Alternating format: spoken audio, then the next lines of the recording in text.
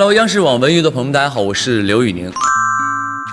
这一次在《书卷一梦》很开心饰演了2个角色，一个是皇子南恒，另一个是残江月大当家黎十六啊，一个江湖人士。您现在有没有跟就是观众朋友们一起在同步追剧呢？那肯定的，每天只要更新了我就得追。那您是抽查一下最近更新的剧情是什么？我刚才刷了片段了，就是那个风雪山神庙那一场，黎十六被那个宋一听把面具摘下去了那一场。在追剧的过程当中，有没有让您比较印象深刻的评论？印象深刻的评论啊，大家一直想给我那个父皇卖了啊，对，就是因为他好像对我很不好，就是按剧情走嘛，最后那个弑父了嘛，然后自己夺得皇位的。观众有评论说，就是这个片照是慈禧的嘛？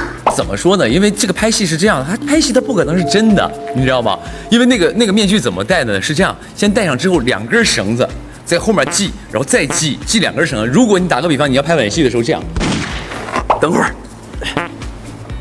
这样就很垮，你知道吧？所以就把解绳的那个东西给去掉了，就是一拉是个活扣，一拉那个扣就开了啊，不是磁吸的，是有活扣啊，活扣的啊。还记得当时进组拍的第一场戏是什么？进组第一场戏我还真不记得了，但是我们这个跟女主的第一场戏是残江月的一场戏，就是我们3个人研究沙恒计划的那一场。第一场跟他们合作就是拍那个压力也挺大的，对。你在当时在演的时候，是从哪一场戏开始放飞自我？哇，因为那些戏，其实我在看剧本的时候，我脑子里已经设想好了怎么演，我就觉得终于有机会让我去撒欢演了。因为没关系，原因是那是别人的想象。打个比方，1、2、3，你们3位当中理解的刘宇宁都是不一样的，所以我可以随便演他的理解。比如说我在他的心里是这种色令智昏、贪图美色的一个人，那我就把这个拉到极致。拉到极致呢，只演一个流氓呢，可能也有点垮，所以呢，要演一个油腻的霸道总裁。我会给自己设定嘛，所以我也是现场即兴了那句：“女人，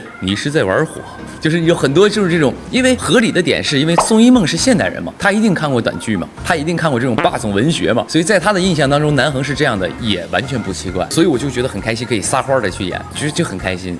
你在演的时候会不会觉得比较就是难以启齿？没有，这一次可以名正言顺的去演，而且可以往油了演，我就觉得很开心，很过瘾。我觉得那一趴演的真的好过瘾，还有嗑瓜子儿。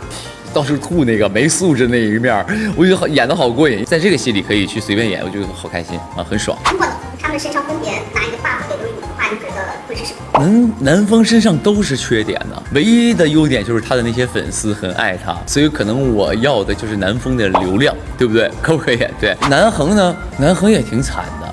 虽然他是这个所谓的皇子，但是他父亲也不喜欢他，也不打算传位给他，而且身边的人包括百姓都对他唾弃。但是我觉得他有一个心态吧，我觉得他最好的心态就是我不管世人如何看我，我不在乎他们理不理解我，他们是怎么待我，怎么看我的，我就要做我要做的事儿，我坚定的事儿。我觉得他是他的这个活着的态度吧。那黎十六呢？黎十六我觉得是他的友情吧，他身边的一些残江月的兄弟们，大家可以看后面的剧情，他的兄弟对他的一些不离不弃和他永远都在背后默默支持他的那个情谊，我觉得这个 buff 我想获得嘛，我也想拥有像黎十六身边那些兄弟们那样的友情。在演这样的角色的时候，会做哪些心理建设和准备？因为我看剧本的时候其实也算准备嘛，刚才也说了，在看的时候我已经大概知道该怎么演了，到了现场我就撒欢玩，撒欢的演，然后当然不能脱离人物了，不能脱离人物和合理性，然后我觉得感谢这个剧本，它给了我很大的空间。我这部戏在表演上面有一些进步。对，就是很丰富。抛去那些抽象的那些角色以外，首先南恒跟黎十六，这其实就是2种人物状态，也代表着这个人的2面嘛。我相信人永远不是一面的，就像你跟你爸妈是一个状态，你跟你朋友是一个状态，你面对公司老板的时候，你又是另外一个状态。所以我觉得，当你演2种状态的2种自我的时候，我就觉得那个挑战其实很大。他虽然是2个人物性格、2个状态，但是他终究是一个人。你怎么样能够又演得像2个人，但是2个角色又不脱离，又有连接？我就觉得那个是我比较难处理的。编的剧情和被强惨的这种剧情演绎我觉得惨。比如说颠的剧情呢，你需要用你的表演、外化，然后包括一些状态就可以诠释出来。但是如果你要真的演那种走心的戏、感情的戏，它不仅仅是表演了，它要消耗的是你的精力、你脑子的调取记忆的一个能力以外，还要投入真心，那个是很消耗的。后期呢，幸福一点。那后期一定会有一些幸福的，那不能总惨，总惨那纯苦也很难吃，你得苦中带甜，这个甜才珍贵嘛。你要一直甜也很难受，你要一直苦，那我就喝不下去了。刚才你也提到了中毒这个戏，不行，还未到山穷水尽之时，绝对不能放肆。对，因为我觉得因为那一撇是相对来说比较的可以放飞的，比如说一地方中毒，然后飞镖扔过去，自己中标，然后还有就是给自己捆起来，结果自己掉水里那些，有一些很多都是当下设计的。比如说那个中毒肯定是那种，就难受嘛，肚子疼嘛，就我觉得那个不够外化，不好玩。我就跟那个化妆老师我说，老师那个能不能给我做个香肠嘴，就是。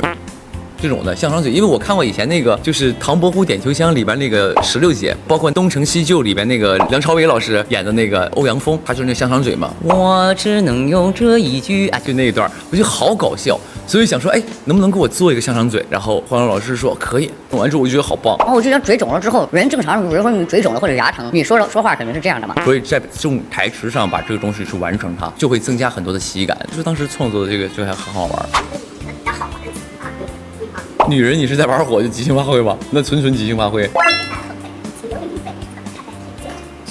偏见这件事儿其实很难打破的嘛。我觉得南恒身上有一点我学习到的就是，他面对偏见的时候，他觉得这些不重要。你看他很多台词里都说，世人不就是这么看我的吗？管他们怎么想的，我无所谓，他们爱怎么看我怎么看我，因为我知道我要做什么。其实我很多东西心态也是从他身上学到的，但我也被一些质疑呀，被一些觉得不适合呀，这个否定的时候，我开始的时候也会痛苦，也会难过，也会说为什么这么看我，凭什么呀？我咋了呀？我做什么了呀？但后来我会觉得这些都不重要了，因为我做的任何事儿，第一是为了我自己，我喜欢，我想要去做的；第二呢，我做的这些事儿是为了那些爱我的人去做的，我爸妈、我朋友、我的这些歌迷、影迷们，我只要在意那些爱我的人就好了，剩下那些不爱我的人。我没必要去在乎他们的看法和偏见，就是无所谓了。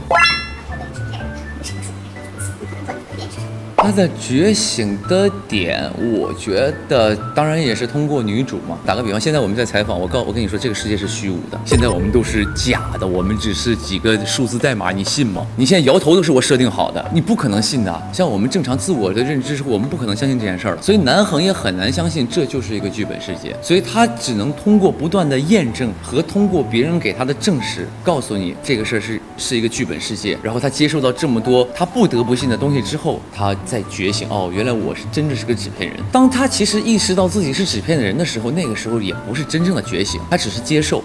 真正的觉醒的时候，是他知道自己是纸片人，我的一生是被操控的之后，我要改变这一切，我要拒绝别人的操控。如果这个世界有人在操控我，那我要反抗这个操控，这是真正的觉醒，我觉得。所以其实在后期，觉得他是看到了很多身边的人对他的爱，让他觉醒了，我觉得是这样的。就是很棒啊，很开心。他是一个很优秀的演员，就是整个拍摄过程当中，因为我合作演员也不算多吧，然后他们每个人都有自己的风格。那他呢，就是表演很活、很灵、很轻松、很松弛。表演上其实也是一个相对喜欢松弛，因为我最不怕的就是即兴，不是说我厉害啊，是因为我平时直播给我的训练，就是什么人说什么话我要怎么接，包括上综艺，这个人抛了个什么梗我该怎么接，就像演戏一样，演戏这个人给你抛了个什么词、什么观点，你要立刻接过来。其实我是喜欢即兴的一个人，而且那个是最真实、最本能的反应，所以跟他合作是整个是很顺畅的。在我们采访当中提到说，你长得笑点上为什么像回应？我工作的状态的时候还是比较的放松的嘛，所以可能他感受到了这个放松，他就觉得他也可以很放松嘛。那近期有没有接到合适的剧本？最近我还真的接了很多剧本，在我前一阵是确实是没怎么太看，原因是我都在准备演唱会嘛，而且包括有一些急活，比如说你让那个6月份就开机了，我说我6月份在筹备演唱会呢，那7月份呢？7月份我开演唱会呢，所以因为演唱会也拒绝了一些当下开机的一些项目，我看有一些开了，然后都顺顺利利的，挺开心，所以那就等我后面捋顺了，这个时候我就敢去进组了。只要你捋顺了之后，你只要每个月抽个3天到5天的时间，你就可以开一场嘛。剧组1个月抽5天是没问题的，就是2个兼顾了嘛，后面会进组的。最后的话就带着我们安利一下《书卷一梦》的故事。哇，《书卷一梦》真的是真的好看，这个戏是真的好看，因为我在配音的时候，我就觉得哇，真的好棒。当然也感谢大家的喜欢，我看很多朋友在积极的跟我们互动，积极的去猜测剧情，非常棒。也感谢大家帮我们去推荐给亲朋好友们，也希望如果在追的朋友继续追下去，如果还没有追的朋友们，今天看到了这个采访，你信我，一定要追下去，谢谢各位了。那当然演唱会也马上就要开起来了，如果你有闲暇的时间，如果你有那么点闲钱，辛苦各位了，买一张我演唱会的票来看一看我的现场，然后我一定把我最大的热情给各位，让你度过一个非常快乐、温馨又难忘的夜晚。当然谢谢各位的支持啦。